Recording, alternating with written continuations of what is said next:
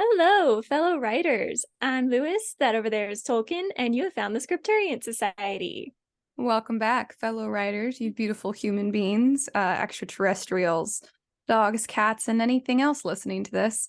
That over there is Karissa Harlow, aka Catherine, aka Lewis, and I am Ash O'Rourke, aka Tolkien. We're some of the best writers you've ever met, and the most humble.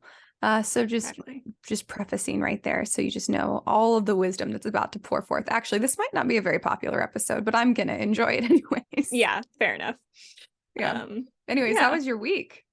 My week is good. I'll talk about a little bit more, but I've been doing some writing finally, and Heck yeah. I feel okay. I have not watched a lot of the movies, but I feel like the Joker, which sounds like really terrible, but like I've been so happy just that I've been writing that I just smile at these random moments, and like when it's kind of inappropriate to be smiling, I love it. I'll just be like, I'm having a great day, and I will just smile at stupid things. Like last night, my mom made dinner and it had like cheese in it, and I came down and I smelled the cheese and I just broke out in a smile. I'm like, oh my gosh, it smells like cheese. That's so cute. So cheesy. I think what you're describing is just joy. It's just the feeling of joy. It's that. So, that's so nice. And also the Star Trek movies, like the newish ones with like Chris Pine and stuff, were on last night. And yes, I will not lie, I love these movies. They're so good. I love them so much. They're so good. Everything about them. I love the way that they casted everyone to look so similar to the old ones. I know. But like they're also perfect in their own right too. 100%. And I love all the action and the sci-fi. And, I know. It's just an excellent choice. You guys can come at me. Yeah. I loved the original too. I love the original Star Trek. So, plural generation is next gen is my favorite.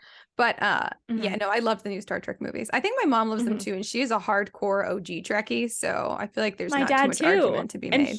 I've heard that. Yeah, he really likes them too. And so it's like, you know, sometimes they remake stuff and the original fans are like, it's okay. But this one is like actually so good that like original Star I feel like Trek you're being like unnecessarily picky if you don't like it. If you're like, no, it's not true to the original. And I'm like, well, they did pretty damn good. So it did. And really, I know this can only be done in sci-fi, but to make it work, they like created an alternate universe, which is something I did not catch. My dad caught it at the beginning. He's like, oh, okay, so this is an alternate universe kind of thing. And so they can do whatever they want and it still fits and it's great. So I love that. Yeah. Marvel's getting into that now. And I understand the need for it. I didn't really like it, but I do understand the need for it. Right. Yeah, if you're going to change stuff. But so yeah, I've just been kind of like happy. I've just been kind of happy. That's awesome. Yeah. My grandpa's birthday was last weekend. And so we all kind of got together, and my dad and my uncle, who's his son, they took him gambling at the casino, which he was just really ecstatic about. He really enjoys that. Cute. And he turned 88, so he's old. Aww, but he's still impressive. He's still kicking. I know. I'm happy he's alive and everything. So, but yeah, then we went to get like Dairy Queen and stuff, and that was really fun. Nice. So yeah, it was a good week. That sounds like a really good week. Heck yeah. Did you cut your hair? No, it's just like a while back. It's like I have the weird layers going on, so I only have the front layer. You have your short now, layers. I see. I gotcha. So it's cut a little bit. Thank you. Well, it looks nice. You would look nice even with short hair. That's good news. I'm basically just waiting for it to grow out a little bit more before I cut all the rest off, because right now I just need it to be able to go up in a ponytail, and I cut it too short for that in the original layer. So I'm just waiting. It's giving Rory Gilmore in college vibes when she had short hair in Gilmore Girls. It's kind of giving that vibe, and it looks nice. But for some reason you look like extra studious, which is very strange. Okay, everyone that sees me with hair, like my dad came in and he saw me and he's like, your face looks more mature. I'm like, what are you talking about? He's like, maybe it's the hair. I'm like, I guess. It's weird. When I cut my hair short, I also felt like I looked older. Very strange. So yeah, so there's that. But anyways, how was your week? It was fine. I'm trying to think. What day is today? Wednesday. That's rude, Ruby. Hush. No, ma'am. Ruby, sit. She's like, I can't believe you're paying attention to someone or something that's not me. This is the most hurt I've ever been. The sheer audacity. She's like, I would cry if I knew how to cry. You're fine, Ruby. Anyway, so Ruby's been Ruby, so that's been, smelly. We had some rain the last couple days, so she just immediately, she walks outside, all of the humidity in the air just seeps into her fur. Then she gets wet. Then she comes in and she just stinks. Are you chewing on my picture? No, ma'am. She's finding everything to get into. She just walked up to me with one of Javi's army gloves in her mouth, and I was like, no.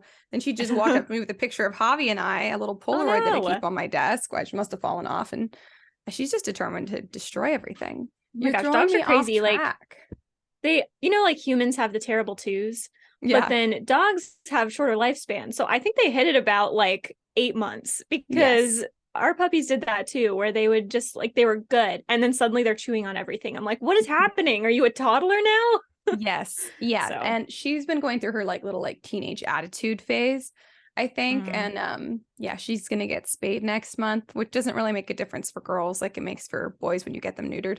But I'm kind of dreading it, my poor baby. And Javi's not going to be here. He's going to be at training for like a month. So it's going to be just me to take her to the vet and bring her back and stick her in a crate. And she doesn't like the crate. And it's going to be very fun for me. So like also about my week, I guess combined week. So we finally played D&D again, which was great. And Javi was there. So he's his character. And we're like the two rogues. So now we have like a teamwork thing going on. I feel like I'm bonding with him, and that feels really good. Are. So he was like, who are you recording with tonight? Karissa. He's like, my rogue buddy. And I was like, yes, your rogue buddy, Twitch. Yes. And I told him, I was like, before we went to D&D, I was like, there's something you need to know. Karissa just is amazing at this game. Like Karissa just destroys at D&D more than anyone else. It's crazy. And he was like, we'll see. But he definitely enjoyed it. He definitely enjoyed teaming up with you. Yep. So it's also hilarious because his character is a half orc and you're a girl. And a girl. Which is funny. He always makes his characters girls. It's his always thing. I know. And then of course Karissa is a gnome, and so they're just like this like really big and like really small little partnership, and it's so cute. Yep. So that was fun. We had to like split up, and Javi and I went into a tower, and Ash painted the scene. She's like, the tiny gnome looks in on one side, and then the giant half orc looks in on the other, and it was great. So. Yeah, it was good. That was a really good D&D session back. It's been a while, but that was a good one. Yeah. So fun. I think we're gonna have to skip it this weekend too, because I'm gonna be at the beach for Mother's Day to celebrate my mom, because my mom's birthday and Mother's Day are the day apart. So we're just doing it all at the beach. That's fun. And then it's gonna be real nice. I've been needing to get away for a while. So that will be nice. But so then next weekend we'll be back for D&D. Not this one, but the next one. But as far as my week goes, let's see. So today I made Karissa push an extra 10 minutes. Again, no one's surprised at this point. If you're surprised, you're clearly new here. I was outside. I was pruning. It's never for no reason, but I should always like realize that what I plan like for like an hour is going to take me 2 hours. So I was out when it comes to outside chores. So I went outside and I was like, I'm going to prune all of the trees that are in like the front yard and along the driveway, which is a long driveway because we live in the country, because they were like hanging so low that like it was scratching the cars when we would drive up. And then in the front yard, it was just like unseemly the way that they were hanging. And so I pruned them. And then there was like a bunch of hedges that were sticking through the fences on either side of the driveway. And I was like, well, I don't want to get out like the hedge trimmer and do like a full thing, but I'm going to just trim back the stuff that's like poking through. And it took me longer than I thought. I thought it would take me about an hour, maybe hour and a half. It took me about 2 hours. So I'm just lucky it wasn't really hot today. I would have died. So then I rushed in, took like a 2 hour like rinse off because I'd already showered today. But I got all the sweat off me. I stepped in an anthill, and I still don't know where the anthill was because I looked down and there were ants all over my feet, but no anthill anywhere. So I don't know where they came from, but I got ants all over my foot. They got into my shoe, and I have ant bites all over my ankle.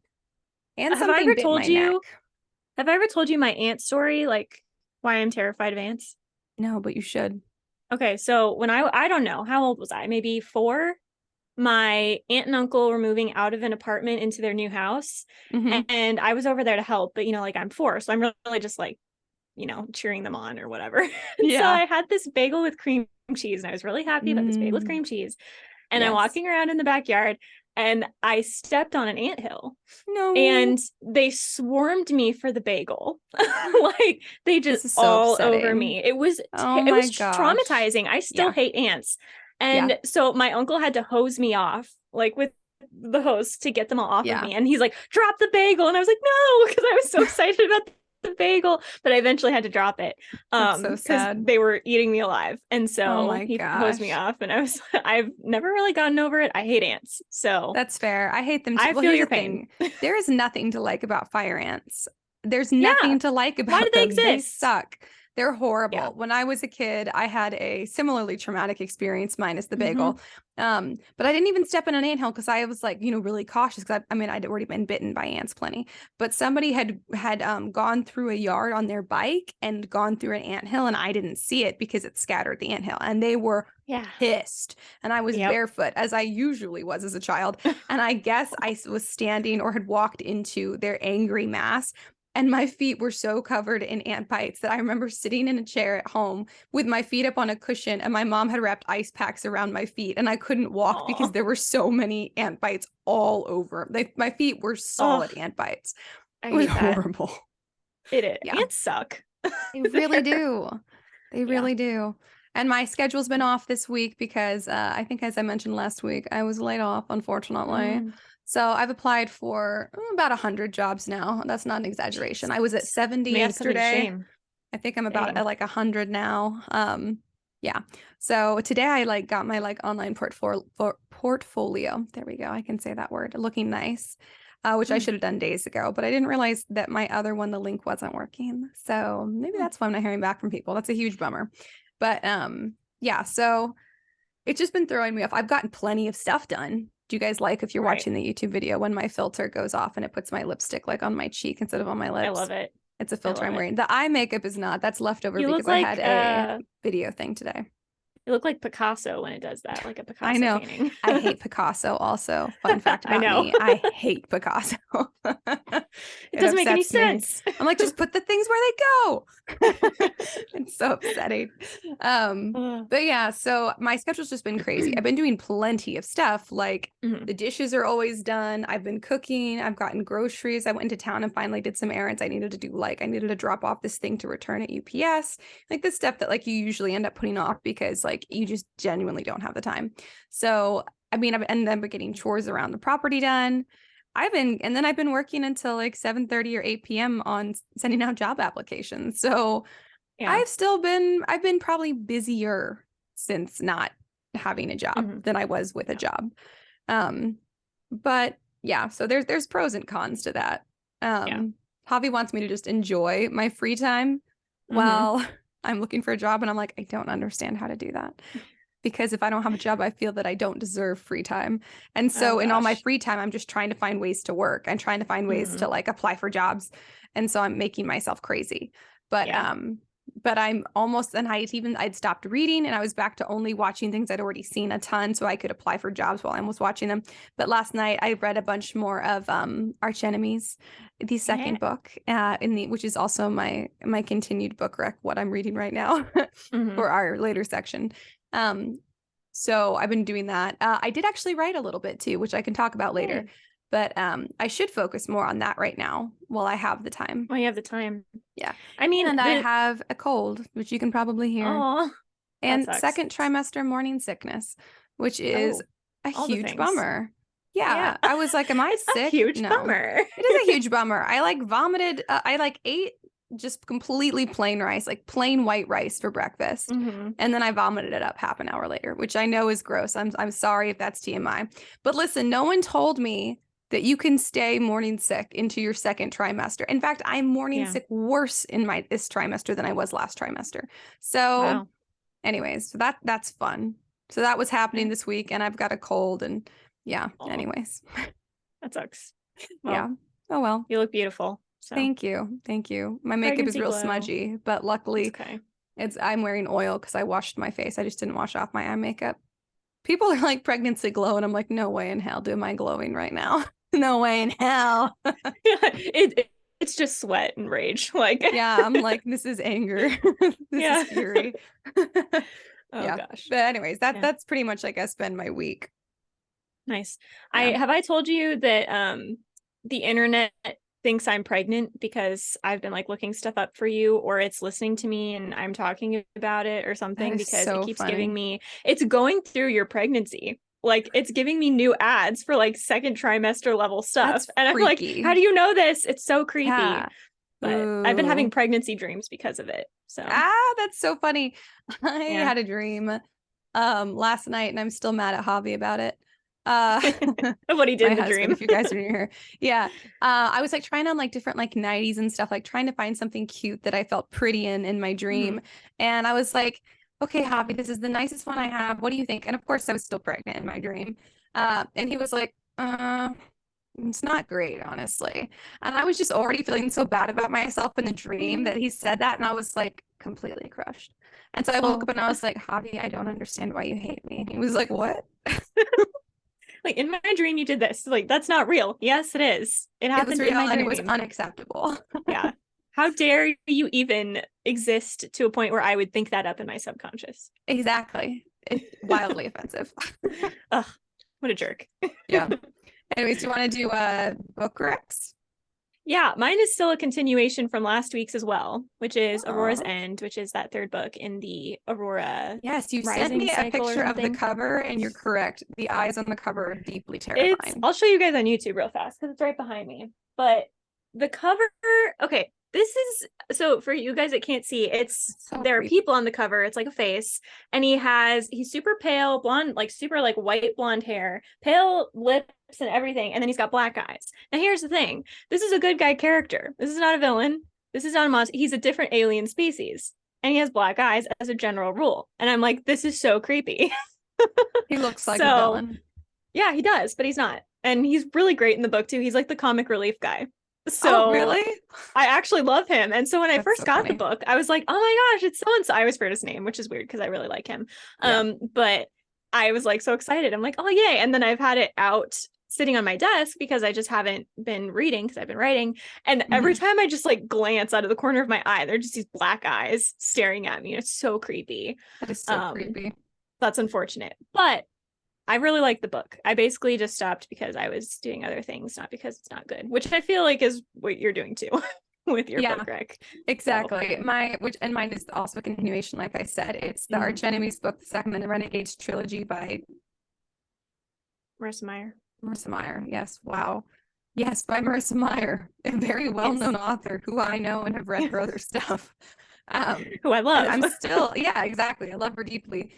I'm still enjoying it. I just was reading it slowly, and I'm still reading it slowly, which is funny because I was like just powering through books before. And just a fun shout out to all you little indie authors out there. My brother went to some like little artsy thing in town, and he met a little local author. I don't know anything about her.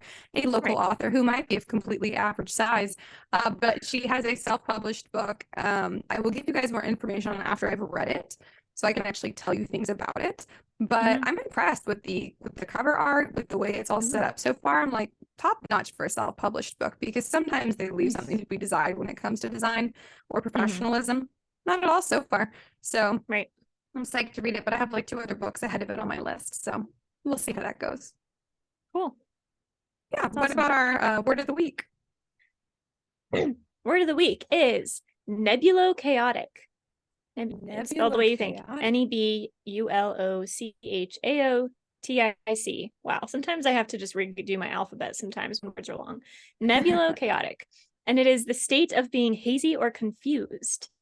And because like Nebulo is in there, I know. Yeah, just Ash all the time. Not even pregnant Ash, just Ash. No, just genuinely just me.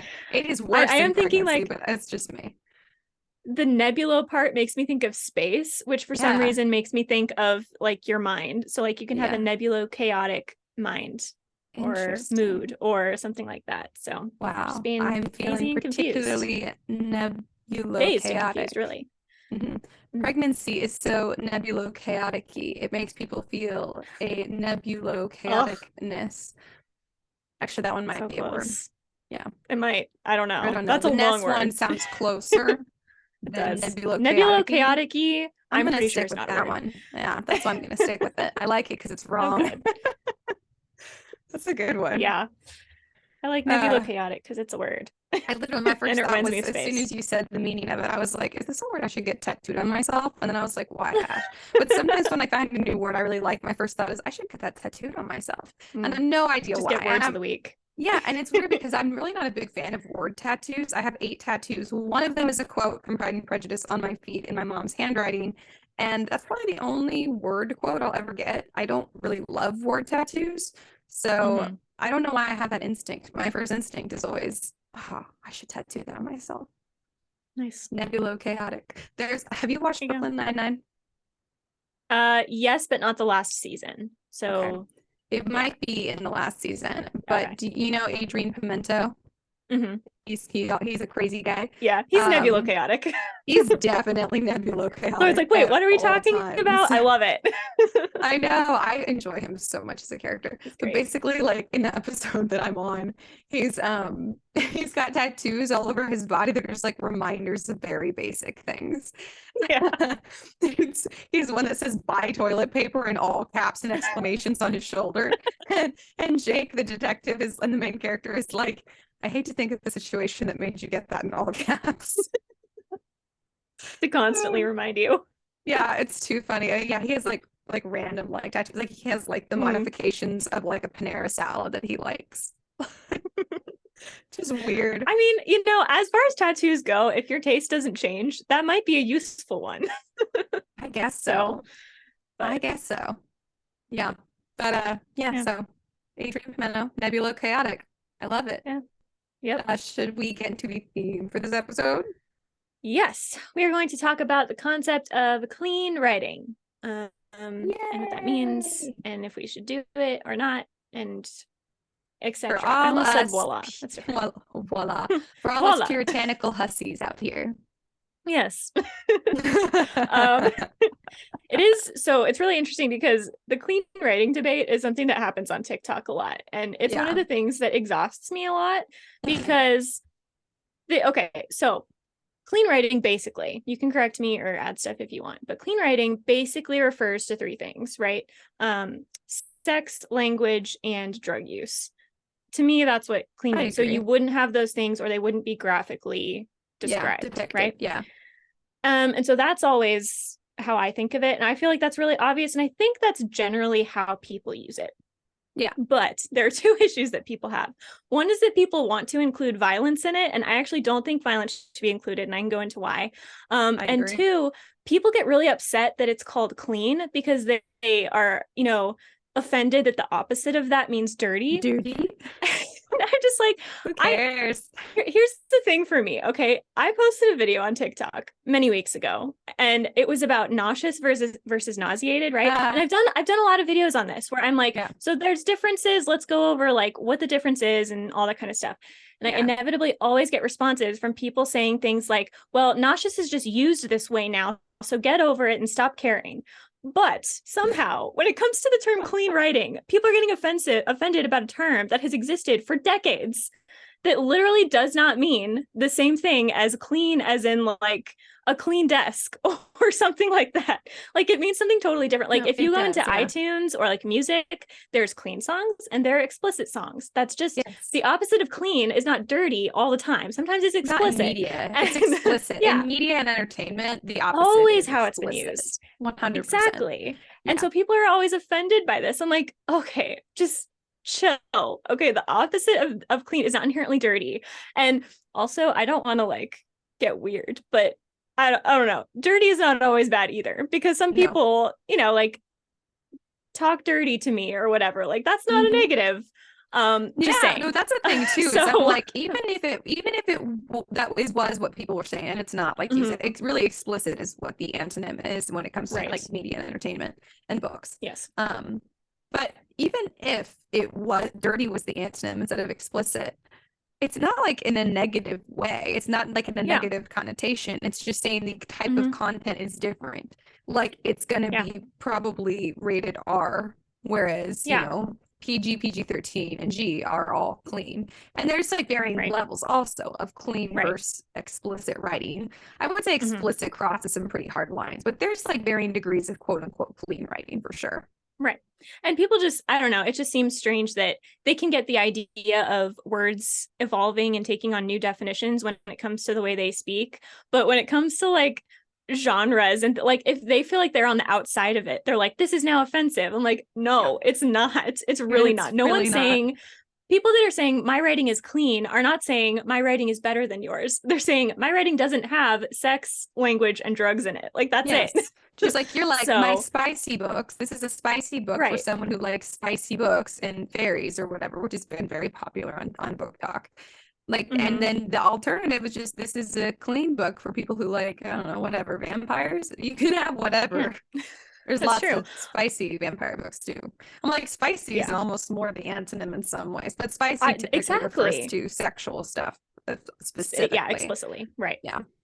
Also, brief note on that. My cousin texted me out of the blue the other day and said, "Hey, have you ever heard of Sarah J. Maas?" And I was like, "Have I?" And she's like, what do you think of her books? And I was like, "Okay, Which ones? how yeah." I'm like, "How do I stay sane for this conversation?" Yeah. Because she reads, but she's not like like she's not on TikTok and that kind of Yeah. stuff. So I was just Right. like, not gonna lie, didn't love Court of Thorns and Roses, but Throne of Glass is good. And she's like, okay, cool, Yes. I'll keep that in mind. I'm like, Yeah. please don't read A Court of Thorns and Roses now because then you'll know I've read it and I don't want you to know that. It's so funny. Yeah. I'm trying to remember the But other yeah, day, Javi was saying something like, oh yeah, somebody brought up A Court of Thorns and Roses. And he was like, oh, I think my wife likes that book. And I was like, how dare you? I can't believe you how said dare that. you?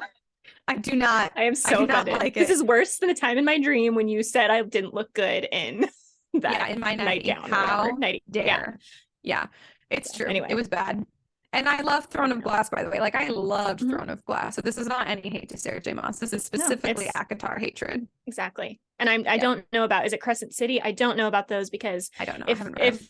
if A Court of Thorns and Roses is where she goes for new adults, I don't want to know where she goes for adults. So Yeah. I'm off that train until there's It's, more young adult. and So here's the other thing. My problems with ACOTAR were not because it was explicit. My problems with true. ACOTAR was Exactly. because It's not I the only thought that it reason. was badly Yeah. written. It was bad Hmm. craft. There's some Yep. explicit stuff in Serpent and Dove by Shelby Mahurin, and that is one of my all-time favorite books. Do I Yes. typically pick up explicit books? Not really, because I do generally prefer clean content. Hmm. No, not because I'm like ashamed or full of shame or have been like beaten down by a conservative society, which is a weird thing I've been hearing people say. And I'm sorry if you I guys know. have felt that way.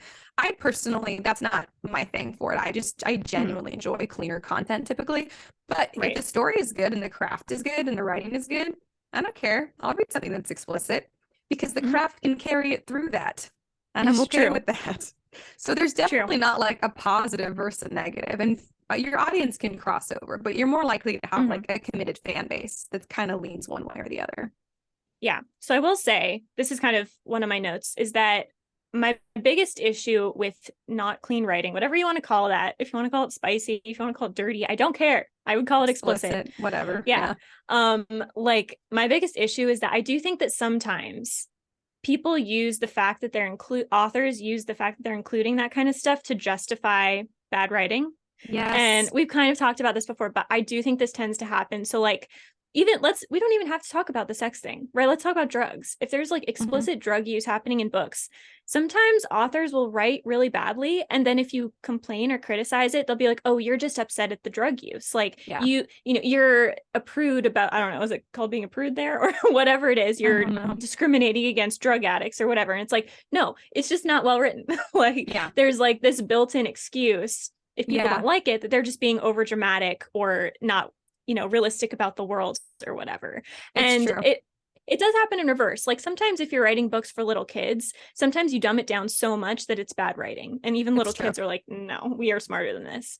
Yeah. But I do think it goes like, it happens at the other extreme, where if you're writing It for an does. adult audience and there's no real limits on what you can technically do because you assume adults know about all that kind of stuff, it can lead to you not caring as much about the quality of the writing. So That's that's true. my biggest issue. But I agree. And I think religious writing or like Christian writing, even like Christian fiction, I think does a similar yeah. thing where it's like, well, because Mhm. my message is so good, it's so very clean, so very holy that the craft doesn't matter as much. And I see that Mhm. problem with Christian, specifically religious writing, just as much as I do with Mhm. explicit writing. But just generally Yep. clean writing that's not like, religious based, I think does it less because they already feel like there's a harsher eye on them. Because even the Christian writers Mhm. know that people are they need to meet a higher quality of writing. Like they know that Mhm. practically they're going to be looked at with a more judgmental eye because Christian fiction has historically been crappy. Sorry, but it's true. Right. There's a couple great, amazing examples,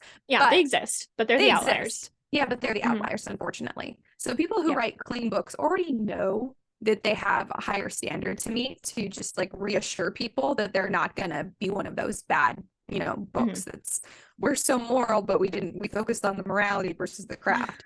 Right. So I think it happens less with like non-religious, quote unquote, clean books.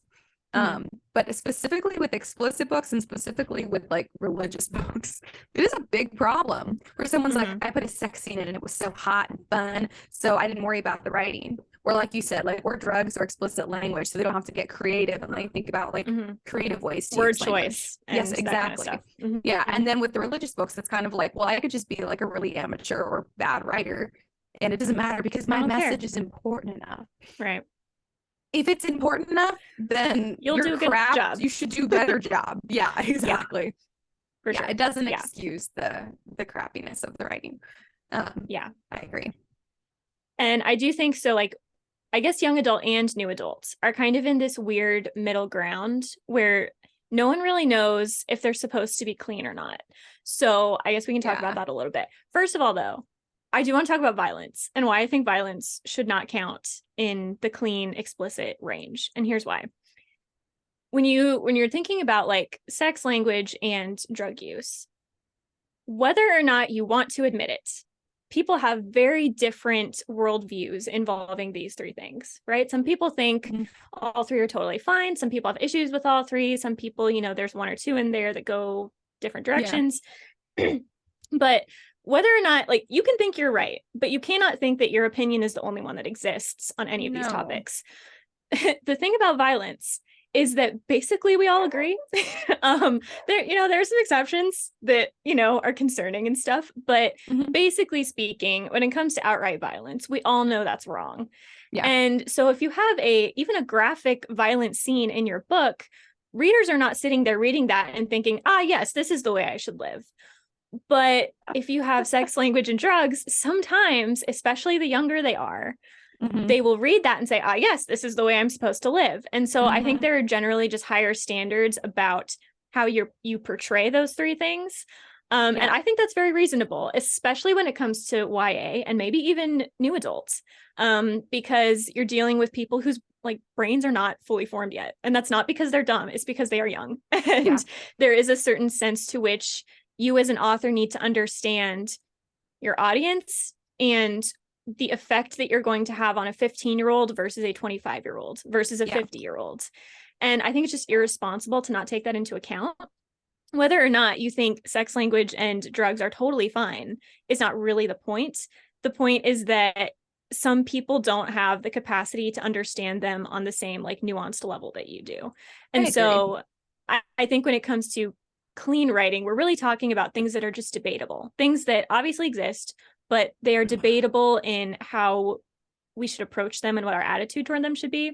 Yeah. And violence just doesn't fit in with that because basically we all agree on violence. Like violence is wrong, right? So I totally agree. That's why I wouldn't include it there. And I do see this argument a lot, is that especially when you get into the sexual stuff, is that people will say, well, there are violent scenes, so it's okay if there's a sex scene. And it's like, well, not necessarily, because the violent scene is portraying usually some kind of terrible consequence. And so readers aren't sitting there thinking this is a consequence-less action. But sometimes the sexual stuff can go that direction and they think there are no consequences and they don't have to be careful at all, and there's no ethic to it. Recently. Exactly. As like things get legalized, and again, it doesn't matter what your opinion on that is. What matters is that there are people out there that have different opinions than you. And I think that if you're writing for YA, you need to be respectful of the fact that parents have different views on those things and that they need to be allowed to parent their kids, not you. And even if you're writing for new adult and adult audiences, people have different opinions. Like, I don't want to sit there reading graphic scenes with these three things. And like you said, it's not because I'm repressed. It's because I don't like reading about them, because I don't enjoy that. And I have a different view on them. And so it's, I can handle some violence in books because I'm not under the impression that the author is making an argument that that's okay. At least most of the time. But the other three cause you to think a little bit more, and maybe, and that's good. You should be prompting thought as a writer, but you don't necessarily want to be pretending like your view is the only one that exists.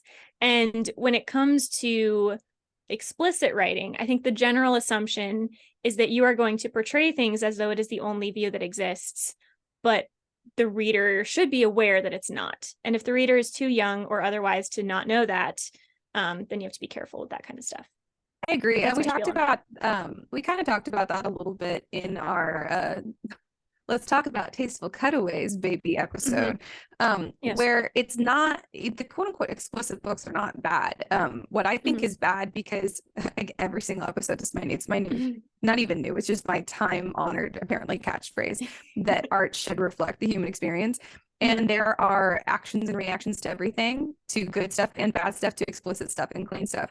So the problem is oftentimes with explicit stuff, and this is where the craft tends to fall apart for me, is that they often show the action and not the reaction. There's no consequence to it. And positive or negative, there is a consequence to everything, particularly drugs, sex, rock and roll, lol. Not really rock and roll, but drugs, sex, depending on the language. Language is less so. It honestly, it could just sound kind of like unoriginal. That's really the main risk there. But for the first two, I think the problem is when in books that market themselves as quote unquote explicit or spicy, they tend to leave off the consequences, which could be too emotionally involved. Something is addictive. Someone now has a money problem, or somebody has been introduced to a new crowd. Maybe there's pros and cons to that new crowd. Back to the sex thing. Maybe they're more emotionally involved in a good way, but in a more fragile, like you have to be, and or maybe things go badly, because that happens a lot, and it is not fair to say that no one wants to talk about that out, that you're puritanical, because that's not, that's just true. And it's not a right or a wrong thing, it's just a human experience thing. So I think,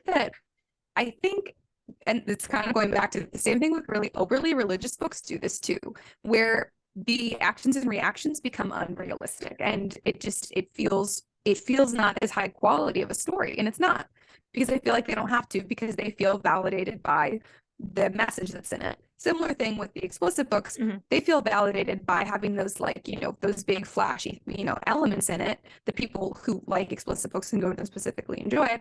But so then they don't go into the depth of, well, what's the real action and reaction there? Like, what's the actual human experience of those things like? And so I just feel like again, in that way, the eye on craft is just not as sharp.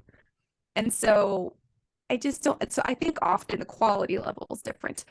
But it's not because it's explicit, it's because there's a pattern that I think people who write that stuff can occasionally fall into.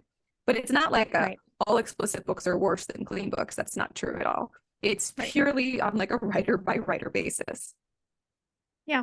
And I do think it has to do with the audience you're trying to appeal to. So to kind of like go back to YA, because YA is on that middle ground. And I actually kind of go back and forth on this because the reality is that teenagers are exposed to a lot of this stuff. So you're like, okay, it's not like I'm exposing them to anything new, but should I be reinforcing that? Or, like, where's the line there? I tend to believe that clean writing, like you said, it's not that explicit books are bad, but I do think that clean writing, just because there aren't those roadblocks, it just tends to be better craft wise. But I mean, like, if you're offended by that, I'm just saying it's the craft that matters. You can make books for children, like picture books, really well written. You just have to understand your audience and what's appropriate for them. You can make books for adults really well written. You just need to understand that not all adults want there to be these graphic scenes in all these various categories. There's just a higher standard is what it is for religious books, and there should be explicit books. Exactly. Well, there should be. There should, right. There is a much higher standard for quality, and so that's where the difference is, because your majority of like books in a bookstore, I think, would fall into a clean category, like the PG-13 category. Books that are like really genuinely explicit, there's not a ton of them, and the ones that are really good, I think, they're just like, I expect more from a book that's explicit, and I don't know why, but I also expect more from a Christian book, because I'm already looking at it with like a bit of a critical eye, because I'm so used to those disappointing me. So you have more, you have to reach higher. You have to really like aim well when you're doing those. Whereas clean books, the standard, I feel like, is a little bit lower. Yeah. And that's not to say that the craft shouldn't be as good. It's that I just think you're less likely to fall into the traps. And people don't have as much like inherent bias that, your basic average PG-13 type book is going to be garbage, because there haven't been as many experiences with that, because there aren't as many risks involved in writing it. So it just makes sense. Yep. Yeah. So yeah, I don't know. Do you have anything else you want to say? I feel like I had other things to say, but now I need to think of them. Well, I mean, I was gonna say your audience does count too. And it's not progressive, it's not cool, it's not smart to say that your audience's age doesn't matter, that everyone, that children are sexual. I heard someone say that recently. They're not, they're children. Okay. And Concerning. Also very concerning. Also, the problem is that children are ready for different material at different ages. And so it's not just like they flip a switch all of a sudden in high school and they're ready for all of that. Because also, Right. like, your kid's average experience is, I mean, from one kid to the next in a classroom, vastly different. Very different.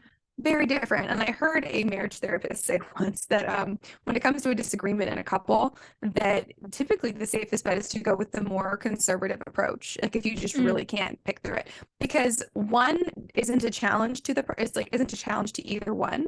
Right. Whereas the other option, it puts one person far out of their comfort zone, and only one person wins. You go with the least common denominator. Yeah, essentially. exactly. And so if you're writing for an audience of 13-year-olds, you assume 13-year-olds, not the 11-year-old that might be reading at a higher level, or the 16-year-old that might want something lower. Like, yeah, you're operating with the assumption that if people want more, if that kid is ready for more, then they can go to higher levels of reading, not you need to provide it for them in your format. Yeah, no, exactly. Yeah. So I think that it is important to think about that. And I do think that we talk about this sometimes too. It's not your responsibility what people get out of your book, but I do think you're responsible for what you put into it. And I think when you write for children, and this is a big debate, but young adult audiences are still children. Young adult is under 18. Do you remember, if you are over the age of 20, do you remember what you were like at age 16, 17, 18, 14, 15? These are all teenagers. It's all YA audience. Nothing like you are now. Even just a couple of years makes a really big difference. Sorry. I was just going to say, I actually had to catch myself a little bit, because now I'm like in my 20s, right? And I was starting to write stuff that was just like a little too mature for teenagers. And I had to be like, wait, I'm not a teenager anymore. I can't do that in YA. Yeah. And like, it's not that there's anything wrong with it. It's just like, I need to go back to YA if I'm going to write YA. And if I want to write older, then I write older. But you shouldn't be mixing those. And like, so I was with my family this weekend, right? I have a cousin who's 15. And it's weird because when you're 15, you feel mature because it's the most mature you've ever been. But I'm looking at her and I'm like, gosh, she's just a baby. Yeah. Like, and not that she's immature. She's just 15. Yeah. And so I don't know. I was kind of talking to her and I was like, so I'm like, do you like any boys at school and stuff? She's like, no. I'm like, okay. And like, she has no reason to lie to me. It's not like she was saying it around a bunch of adults. And so I'm like, okay. And like all of the other, like, we were talking about drug use and she's like, yeah, I don't do that. That's insane. And I'm like, thank you. Like, that's like the correct response for a 15-year-old. Fantastic. Yeah. And I'm like, the idea of people trying to push this stuff on her just makes me angry. Yeah. And like you're saying, this is concerningly up for debate in like the general entertainment world and in life in general. The teenagers are in fact still children, and that's not an insult. If you're a teenager and you're like, I'm not a child, I get it. What you mean by that is that you're not 10, but you are still a kid. Like, you're a minor, right? You are not legally able to do things because we understand as adults looking at you that you are not capable of making those decisions. Not because you're dumb, not because you're a bad person, but because your brain is literally not developed. Yeah. You think you're mature, and you are, maybe for your age or for, the life that you've lived up until this point, but like, your brain is not fully developed until 25. Yeah. And we should not be pushing decisions on kids. This is my soapbox, I'm sorry, but we should not be pushing decisions on kids that don't even have fully developed brains yet. And I mean, understanding for the fact that they're exposed to things and that they might be doing things differently than you would, sure. But pushing things on them and making them think that if you're uncomfortable with this, it's because there's something wrong with you, or you're being a prude, or you're just too immature to handle it. I don't think so. I think if you're 15 and you're still like, I don't want to get involved in these types of things, I think you might be more mature than the ones that are involved in it, because you're probably taking it more seriously. Yeah. And I don't know. I look at her, right? She's like my little cousin, and I remember her being born and stuff. And like one day, I understand she might like get married and like, do adult things, but not now. I don't want that happening now. No. So I don't know. I do not like that we have decided that teenagers are now capable of making adult decisions because one, I don't think they are. And two, we should not be putting that kind of pressure on them. Like they need to be capable of making those. So I wouldn't have wanted that when I was a teenager. Yeah. No. And the thing is, like the time will come. It's not like this is like, if we don't give them all this stuff when they're in teenagers, they're not going to get the chance to, decide how they feel about it as adults. No, being an adult goes on for a lot longer than being a teenager. Yeah. Like, let them be kids. Let them be teenagers. Not like the weird, like, Pretty Little Liars type teenagers that are obviously college students and, like, ultra sexy ones and, like, really worldly. Let them be normal teenagers, which is something I think that our generation, I feel like, was kind of the last of, like, the really the normal ones in the sense that, like, we all had, like, dorky phases. Like we were children still. We got to let that last. Exactly. And yeah, some people are forced to grow up faster than others, but that's not, again, like you said, that's an injustice to them, not something we should spread. Like you should be allowed to be a kid. Exactly. It's not typically a good thing when a child is forced to be years beyond their maturity. That's impressive for them and an accomplishment for them, but it would have been better if they didn't have to do that because of whatever the circumstance. And like you said, if they are more mature and they want to read more mature content, then they can go pick up a new adult or an adult book. Right. That's why we have different genres. We don't need to put NA explicit material into YA books because there's a reason we have different genres. And so blending them just actually makes it a lot harder for your target audience to find what they're looking for.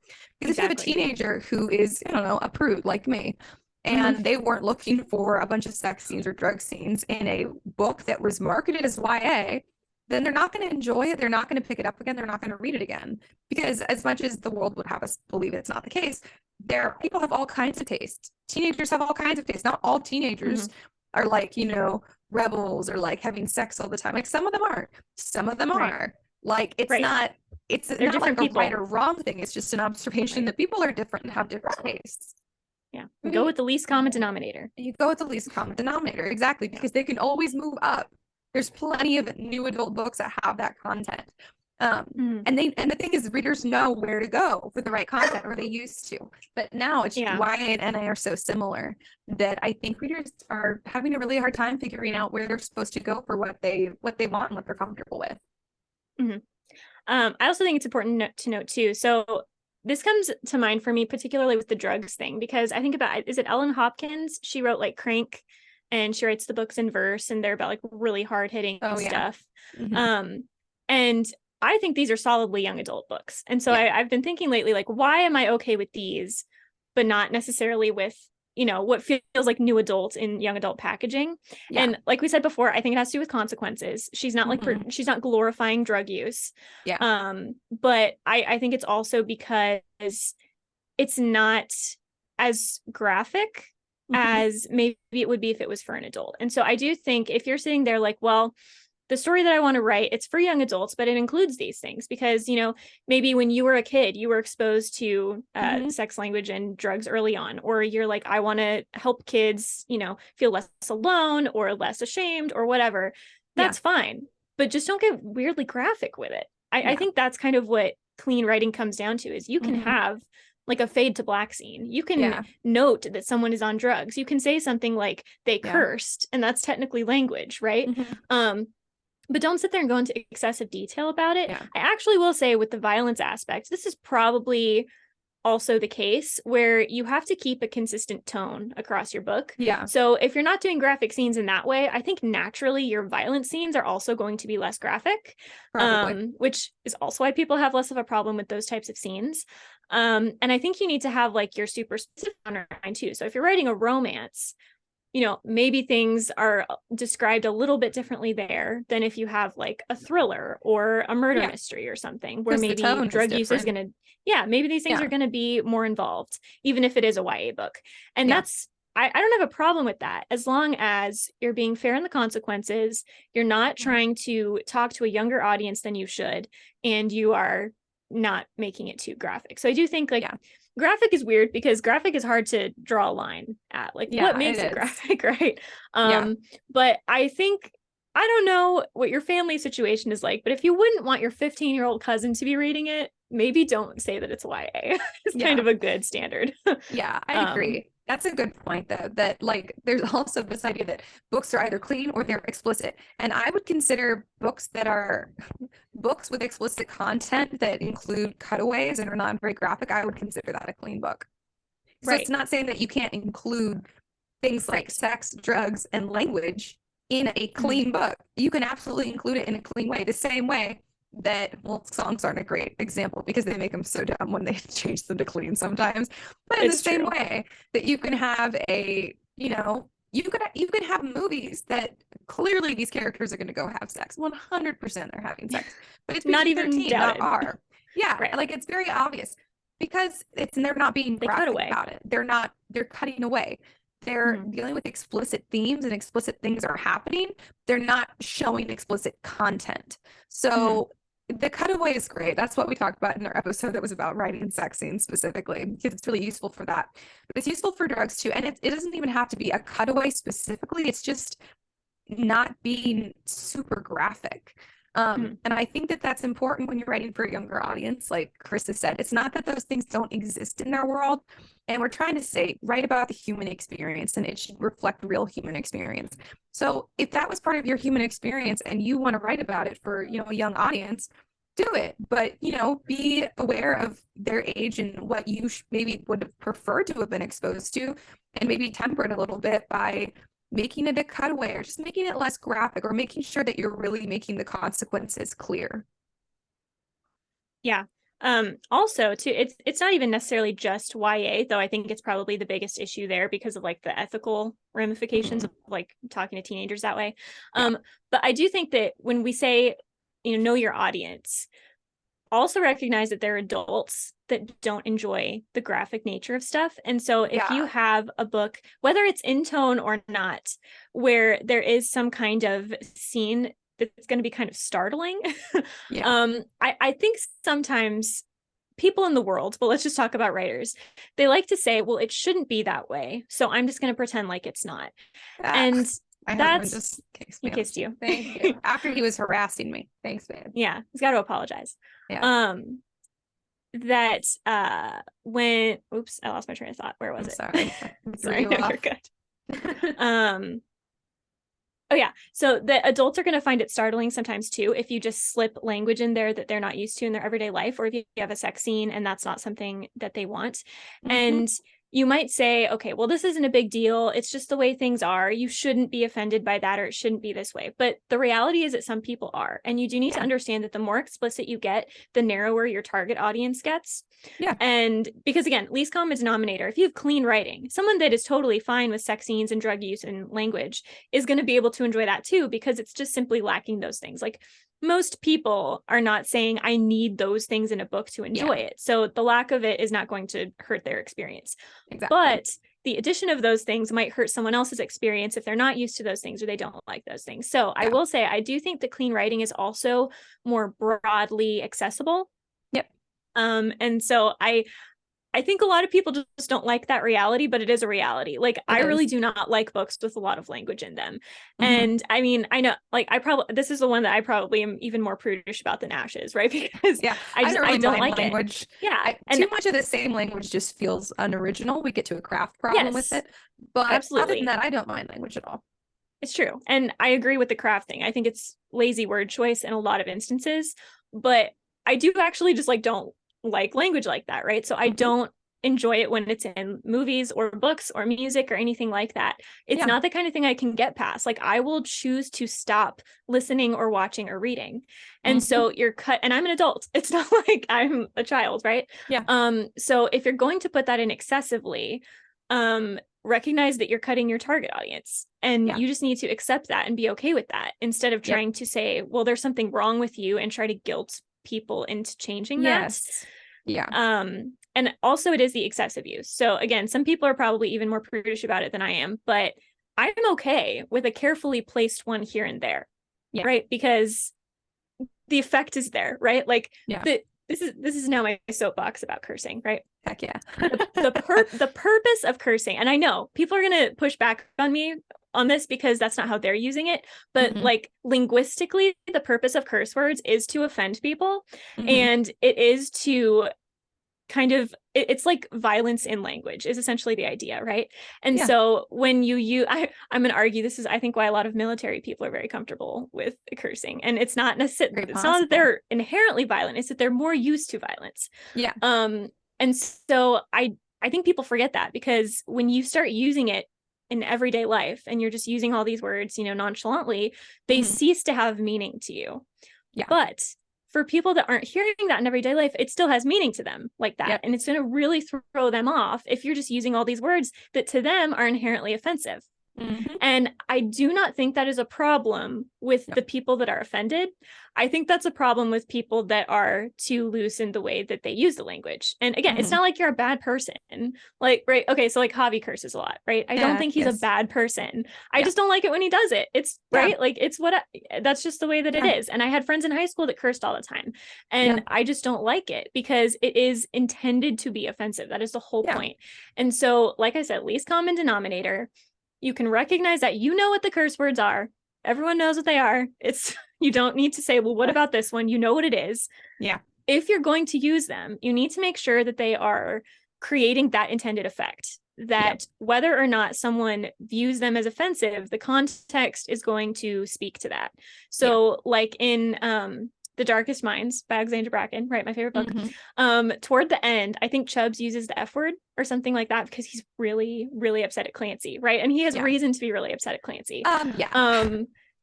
So, and if you guys don't know the plot of that book, it's okay. Like, you understand, he's really angry at this guy, and he uses the word, I think, once or twice. And because he's never used it over the book before, and because the other characters weren't using you're like, oh no, Chubbs is mad. What's going to happen now, right? Exactly. And so I would still consider The Darkest Minds clean. I mean, I would too. Like you said, there's a range, right? It's not like squeaky clean, but it's not explicit. It's like PG-13. It's like exactly PG-13. It's like not not even close. It's close to squeaky clean. It's just not quite squeaky clean. But because that word has effect, it's good word choice. I'm okay with it because that's really where I land on that type of a scenario. So if you're going to use it every once in a while because you're going for effect, I definitely think that's okay in young adult. I think teenagers are exposed to that. I think they know it. It's basically going to be okay.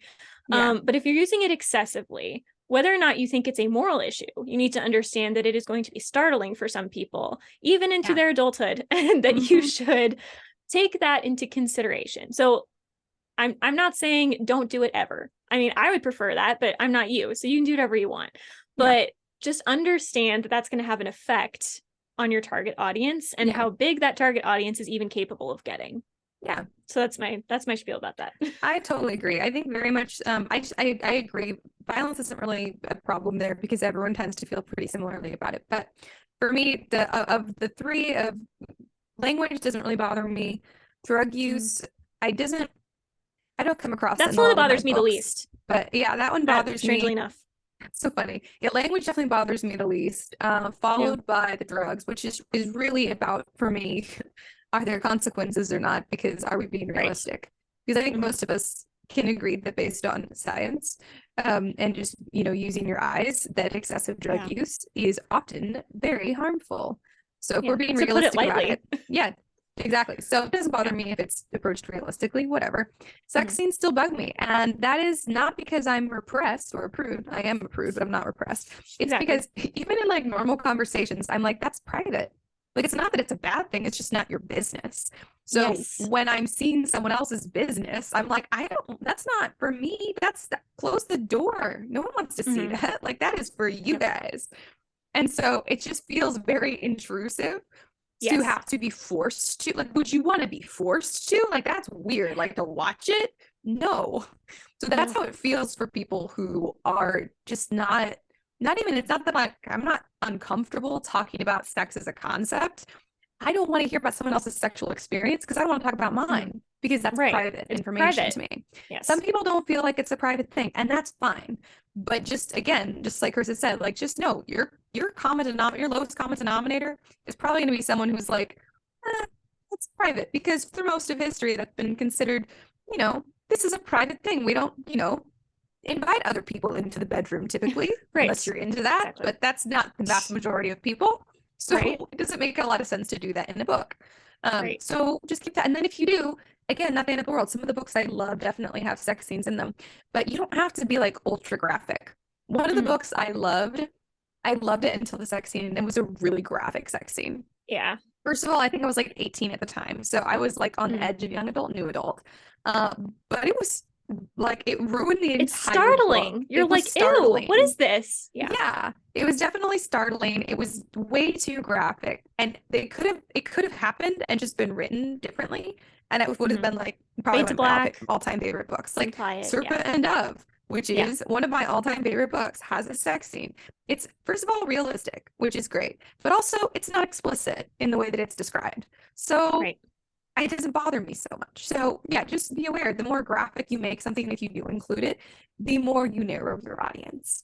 And it's not that your audience is repressed. Maybe they are, but that's not down on them. You can't just assume that, though. Yeah. Always assume that your readers are a little smarter than you think. We talk about that a lot, about respecting the intelligence of your readers. You have to. Like, if you don't, they will know. And I think that's also the thing sometimes about like books that are explicit on purpose, like the spicy books or whatever, or like, more of like the cheap romance fiction, that I feel like they're doing it. It feels like they're rubbing it in your face a little bit. Yeah. Like, they're like, if you don't like it, we really don't want you to like it, and it's your fault. It just feels like weirdly in your face. It's like a taunt. Yeah, it feels like a taunt almost.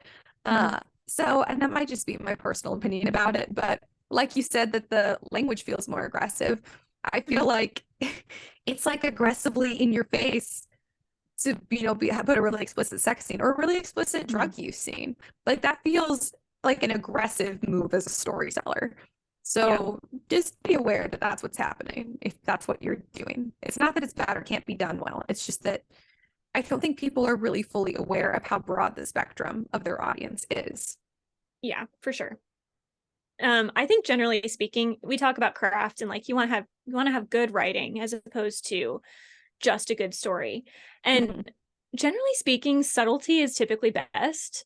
Yeah. And I think that's probably why explicit stuff just is so much harder to do well, because Fade to Black is just so much better in the stuff it implies. And if you, kind of just lightly touch on language or drug use or whatever, it has a greater effect. Like, think about, so Hemingway always comes to mind, right? Where is it Hills Like White Elephants or something? If you guys haven't read this story, it's basically this conversation between a man and a woman. And it is never stated, but she is pregnant. And they're talking about whether or not they're going to get rid of the baby or keep the baby. They never say the words. It's all implication. And it's genius the way that he he just subtly implies all of this stuff. Yeah, and it's amazing. I just think that generally speaking, that's a better way to write. I know that sometimes you want to be like clear. I was going to say explicit, but that would be a different definition of the word. You want to be clear in what you're saying sometimes, but a lot of times just, touching on it or having one sentence instead of 10 pages is better for the story. It's better for the reader experience. It just gets across what you're trying to do actually better. And it doesn't seem like it, because a lot of times, especially if you're in like a rough draft place, I tend to put a lot of detail in because I'm like, I want to paint the scene really well, right? But then when I come back to edit it, it's like, okay, well, these details aren't important. And I think when it comes to graphicness, the same thing is true. You write graphically because you're like, well, I'm trying to portray, this emotion or this effect or something like that, but it might actually be done better the less you say about it. Yeah. So I would also say that's probably ultra realistic. I think sometimes people go more graphic because they think it'll be more realistic, but when you think that, then you're assuming that your experience is everybody else's exact experience. Fade to Black actually makes room for everyone to, kind of insert their own experience with that thing. So it actually makes it more realistic. Fade to Black it accounts for people's different experiences of a reality, which I think, it is immediately more realistic because you're letting them use their own realistic definition of whatever's going on. Which is funny. Actually, I think people go the opposite way because they think I'll just like write this really graphically, really explicitly, and I mean that in the definition of the word, not in the way that we're using it in the genre sense. And then people will get like a really realistic idea of it. That's just not true because no one experiences everything the same thing. Obviously, like language for me, very different experience with it than Karissa has. Sex is obviously very different for everyone. Anybody will tell you that, prude or otherwise, will tell you that it's a very different experience from person to person. Like it's very different. And there's just like a whole spectrum of things you can say about that. And then same with drug use. First of all, a bunch of different drugs, a bunch of different ways to use drugs. Some people have a great experience with drugs. Some people have a horrible experience with drugs. Like there's huge spectrum of realities that go with that. So Fade to Black makes room for all of those. It's a blank slate. Your reader can insert any of their experiences there, and it's going to be 100% realistic for them. If you try and include one highly specific like description of a very specific event happening, it might not even be relatable for your readers who are okay with it. Which is why I think Fade to Black is just craft wise better, which is why people like Ernest Hemingway, amazing writer, used Fade to Black. And he's not the only one, because it is better. Fade to Black or being vague about something, talking around a point, is not to be unclear. You don't want to be unclear. You want to be very clear. It's super clear still. It's just so clear. Hills Like White Elephants, it is 100% clear what they're talking about. But it's way more effective because he doesn't explicitly state it. And I don't, these days, abortion is not exactly, I mean, it's not really an explicit topic. You could talk about it explicitly, I guess, but it's not really considered an explicit topic. But it definitely was when he wrote Hills Like White Elephants. And he was able to, in this way, he was able to reach a much broader audience, and audiences who wouldn't have wanted to talk about or think about abortion. Guess what? Then they did, because they picked it up because it didn't offend their, like, you know, their sensibilities, essentially. Their sensibilities, exactly. It was just like a respectful way to put the issue before them, and also a more realistic way and better craft wise. So I think just all around, it's easier to tell your story well. It's easier to make the point you want to make when you're not being graphically explicit. Like, it's just true. Yeah. And also, this is probably most true for drug use, but probably for the others as well. If you have never actually experienced it and you try to describe it graphically, like it's already a problem if you have experienced it and then you're trying to force that experience onto all your readers. But it's like, if you're just wrong, you're trying to describe it because you have no idea what it's like. I think people are going to pick up on that. I think there's less. I think, like, we say this all the time. Readers have like a BS detector. Like, they know when something is like, oh, this is just a different experience versus this is someone pretending. Your readers are always smarter than you think they are. They are. Yes. And so if you're trying to describe like this graphic drug use or this graphic sex scene, or like use language in a way that you just don't use in your normal everyday life, they're going to pick up on that. It's going to sound so unnatural. It's going to seem so unrealistic. They're going to be like, wait, that's not how drug use works. And then it's just not going to go well for them. So it's also, you know, write what you know is not terrible advice all the time. You don't need to include it, but if you actively don't know what it's like to be on drugs, at least talk to someone about it first. Yeah, if you're going to include some element that really draws the attention to a book, I certainly hope that for that, like, you know, really attention grabbing scene, that you really do know what you're talking about if you're not going to do a Fade to Black. Well, like, again, Ellen Hopkins, Crank, right? Her daughter, I'm pretty sure, was like, it's basically her daughter's story, right? Her daughter was super addicted to drugs, and then she got pregnant, and then she got clean for the baby, and it's like this whole, like, you know, story around that.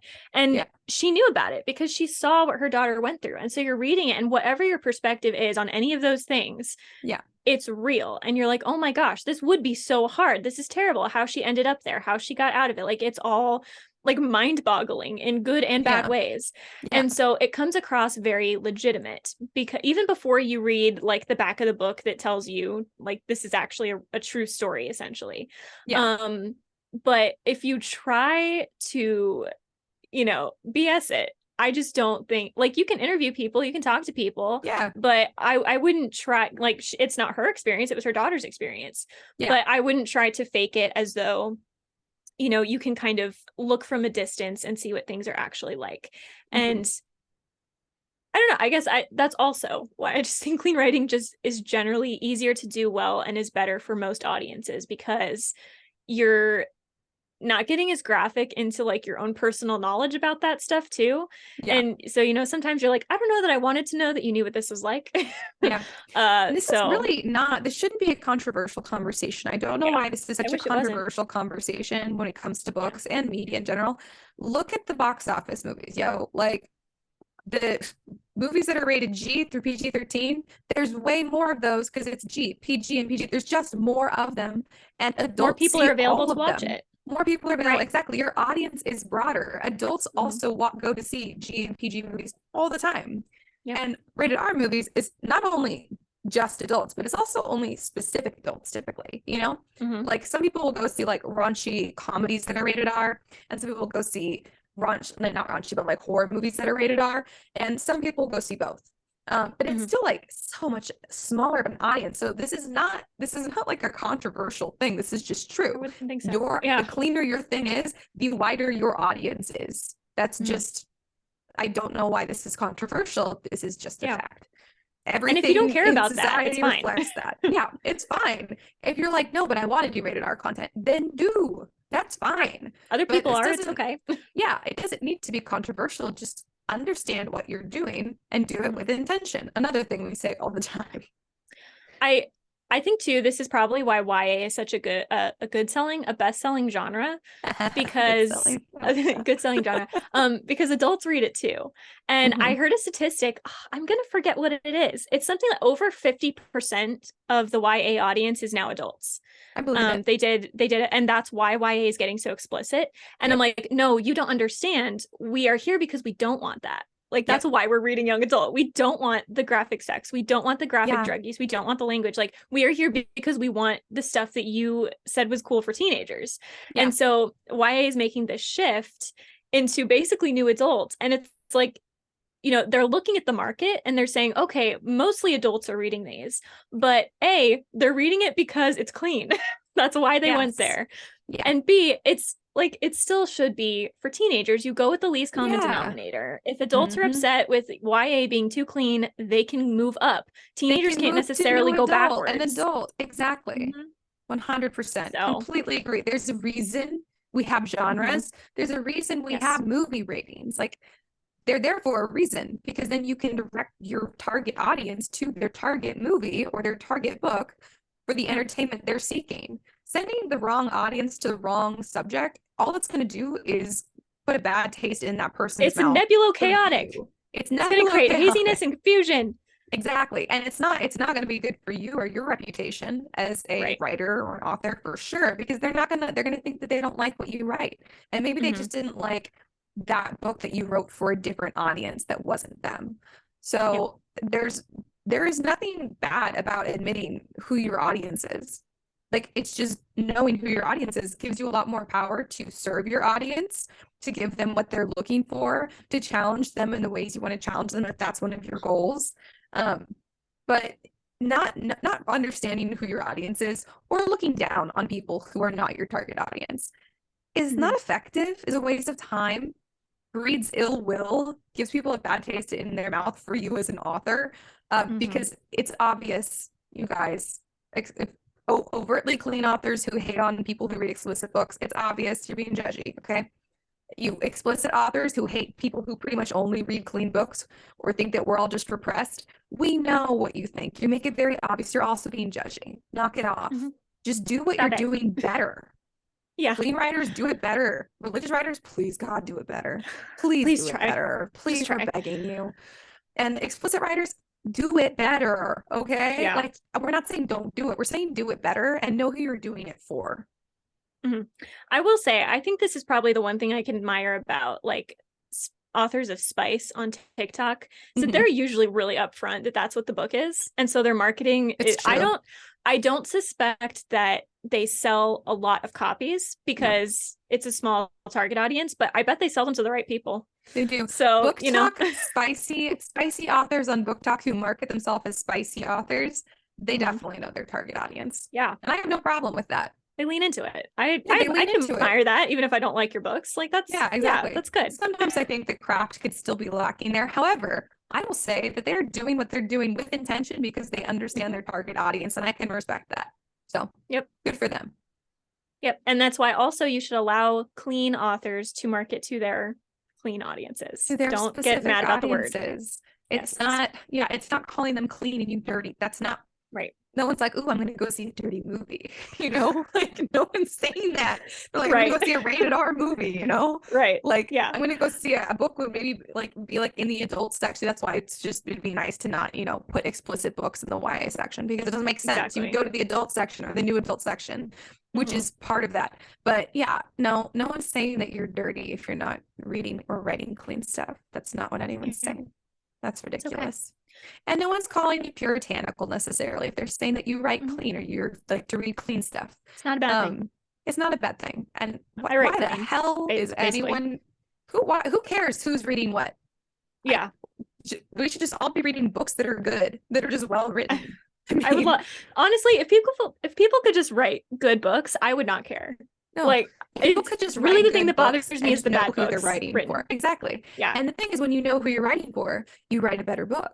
So there's just so much confusion about audiences and what they want. And also it gets all confusing because then people get aggressive because they get all judgy about whoever's doing the opposite thing, and that's so not necessary. Could I write an explicit book for an audience who wants that? No. Could I write a screenplay for a rated R movie? No, it's not in my skill set.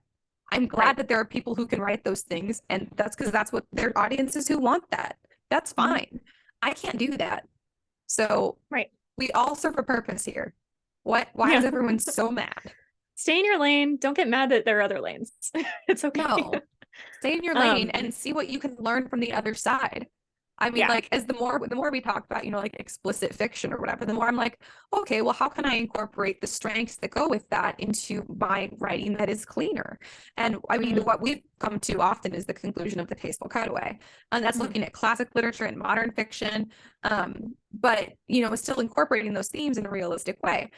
So there's always something you can learn. I think that don't feel attacked if you're writing explicit stuff and we're suggesting that you take some strategies from clean fiction. We're saying that because it will improve your craft, just like we need as people who are clean writers to see the validity in some of the techniques and strategies that people use in more explicit books. There's always something you can learn from the other side. No one's completely right or completely wrong.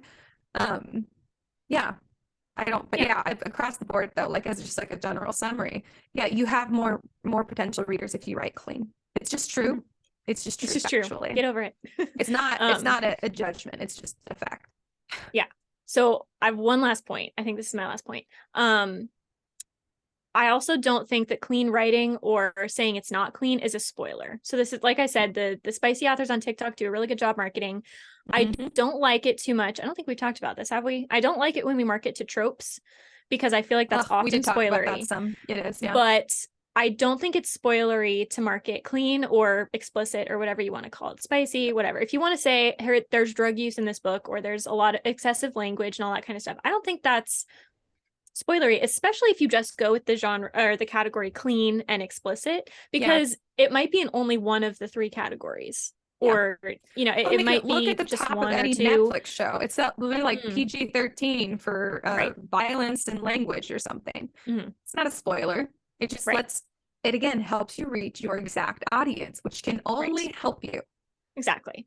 Yeah, and it's not it's not so specific that because you don't necessarily know which characters are going to be involved in those kinds of things, or even necessarily how far it's going to go. Like, what do you mean by explicit?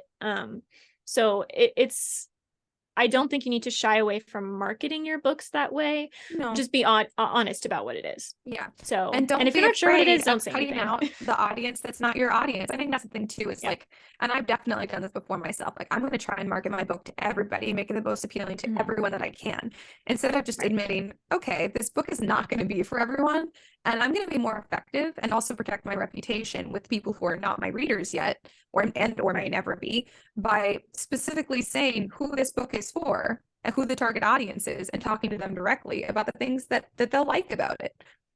All you're doing is spinning your wheels when you're trying to get everybody on board. You're not gonna, and you're not supposed to.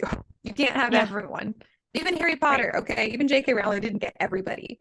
That's true. Yeah, you can't beat that, so don't try. Yeah, seriously.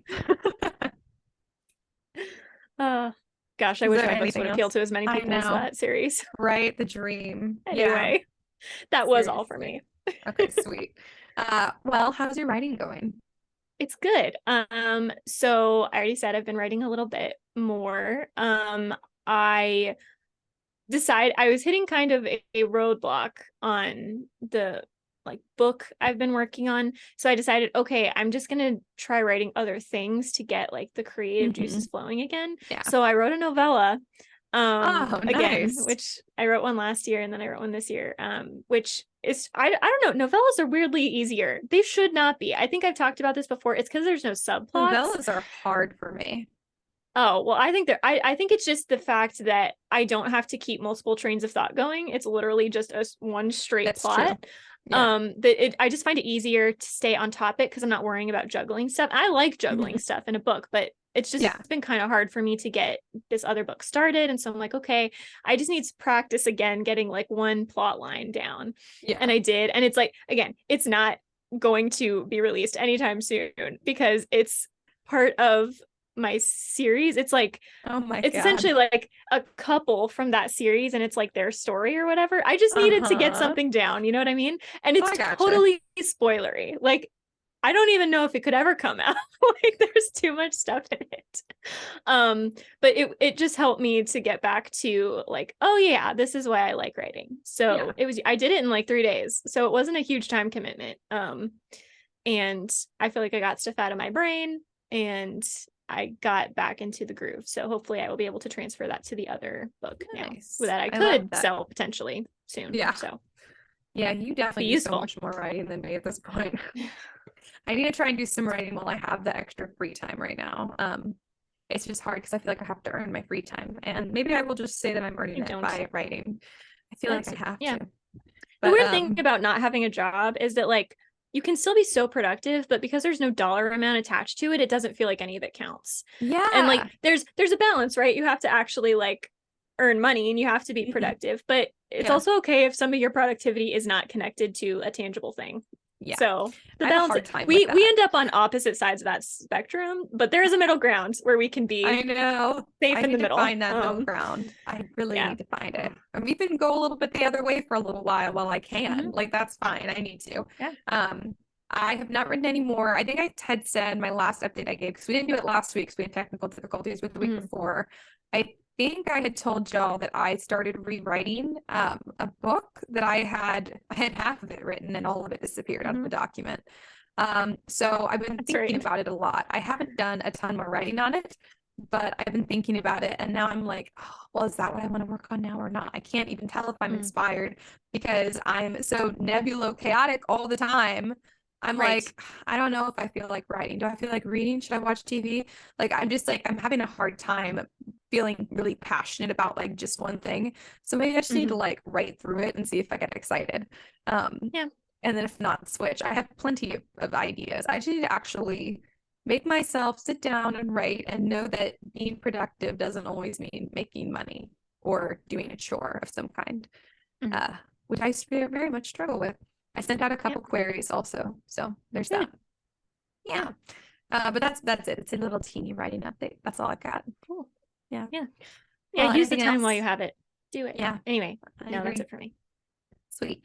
Well, if you guys like this podcast, or even if you didn't, you should go below and leave us a 5-star review. You should tell us what you liked about us. If you hated us, go ahead and message us and tell us why. Would love to hear it. Would love a laugh. Just kidding. We listen to you guys.